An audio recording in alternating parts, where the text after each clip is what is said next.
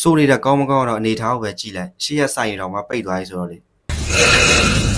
စတာပါစိုက်ပိတ်တဲ့အချိန်မှာလာစကော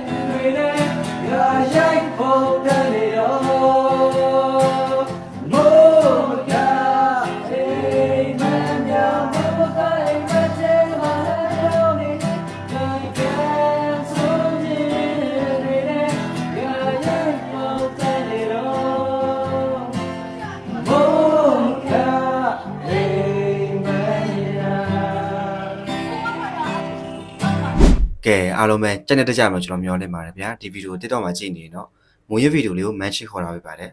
အားလုံးပဲအဆုံးထိကြည့်ပြီးကျေးဇူးများတင်ပါတယ်နောက်ဗီဒီယိုမှာလည်းကျွန်တော်တို့ပြန်တွေ့ပါဦးမယ်အစီအမံကြပါစေဗျ